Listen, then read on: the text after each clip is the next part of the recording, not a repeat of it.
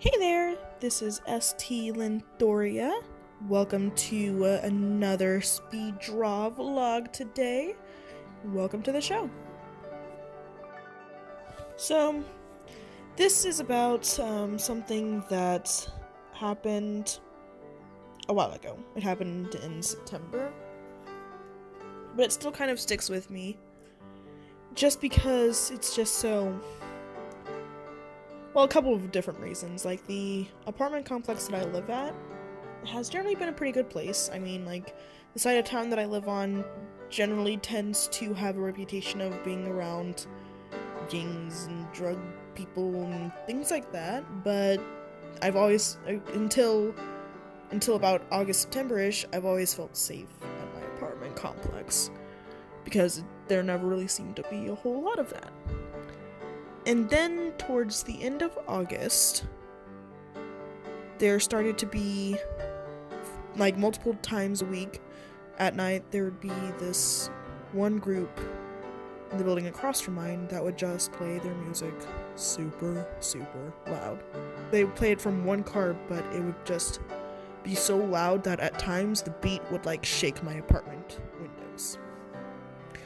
Which was annoying, but, like... I mean, prior to this, you know, it was pretty common for the fall months to result in a bunch of college kids moving in anyway, because we live pretty close to a college as well, and making a whole lot of noise on the weekends because they're partying it up and shit like that. So it wasn't something that I was too concerned about at the time. It was annoying because it lasted a lot longer than the college kid parties. I could go from anywhere from like 9 p.m. all the way until like 3 a.m. or it could start up at like 12 a.m. and last until 2 a.m. all this other stuff. And then, like the week of September 22nd or something like that,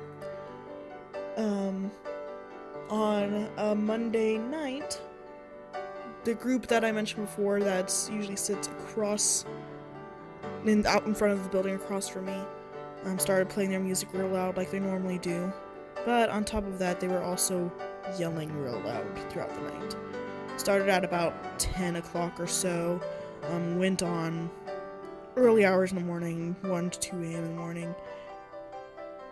And then, at about around that time of 2 a.m. in the morning, I heard a lot of yelling.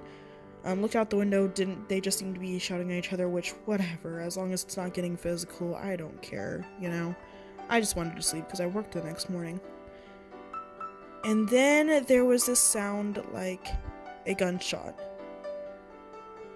which is a pretty distinct sound. Sounds kind of like a firework, but I mean, when it's only one shot, one loud bang, and you know that it's nowhere near any type of holiday that has fireworks, it's pretty concerning to hear.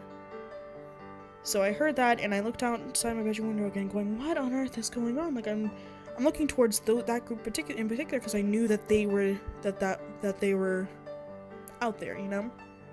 And I saw this dude in this bright orange shirt tuck something into his pants, and it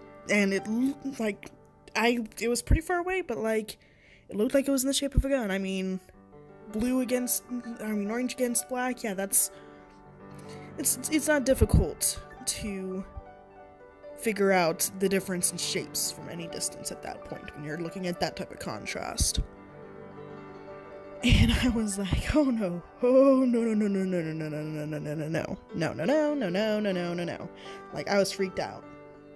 In the first place, I already had some pretty high anxiety throughout the night. I was already having difficulty sleeping with that in conjunction with the loud noises they were making. And that was like the final straw for me. Like, I was like, okay, no, just no. So I ended up calling the police about what I had seen, because like at this point what's going through my mind is they are clearly drunk. Like the dude that I saw who tucked it into his pants was stumbling around, for goodness sakes. Clearly drunk. So I'm freaking out here, and I'm calling calling them, explaining what I'm seeing and things like that. And as I'm talking to them, I see them start to like kind of push and shove at each other too much. So now I'm even more freaked out because, well, what happens if they pull the gun again and they end up shooting around the apartment buildings and stuff like that? And then after that, like the cops came, and like I was watching the entire time because like I didn't want to be taken by surprise, basically. So the cops came, and they came up behind them like with their guns out and things like that. And at this point, I'm like, yeah, I'm kind of having kind of a panic attack and derealizing over it all as I'm watching. And they take the guy in, and I get a call from them asking me some further details and things like that. And like as they leave, I'm thinking to myself, like I'm still in panic mode at this point. And I'm thinking to myself, like, oh my gosh, what if I saw wrong? What if this poor guy is going to jail because I saw wrong because of my anxiety? What if I'm just like being paranoid, you know, all this other stuff? And then I get a call in the morning after a night of having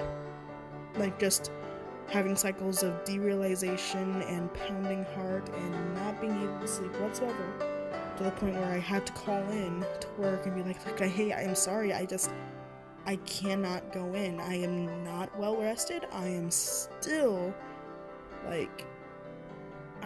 not sure I'm real half the time. I can't come in. And then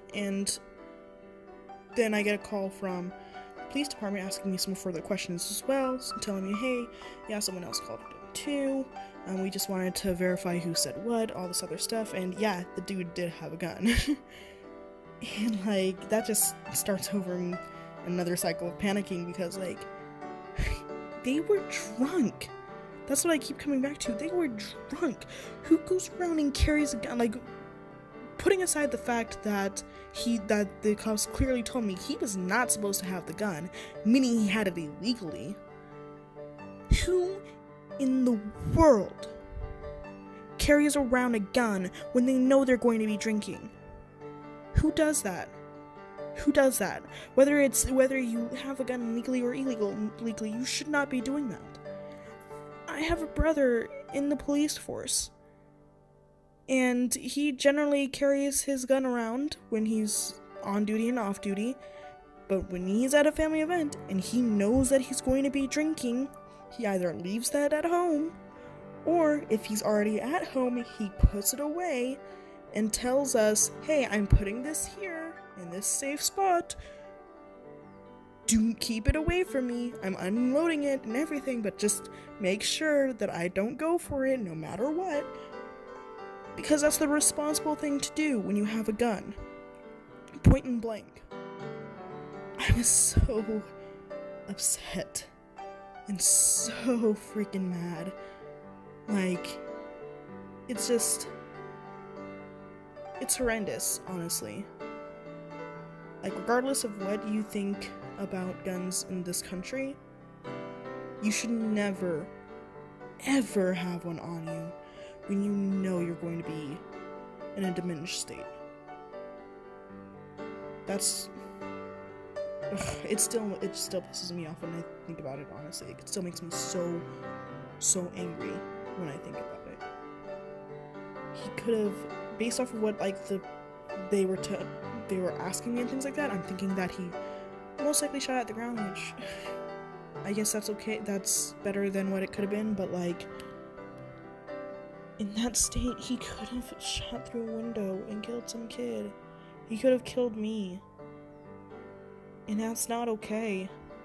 At all. So, yeah, I wanted to get that off my chest because it's kind of been eating at me for a while now, as you can imagine. So, sorry if this was kind of a downer, but, like, it was, yeah. So, as usual, the link to the final piece will be in the description below. You'll probably see this little chick chica pretty regularly. Her name, I have decided, is Amriel.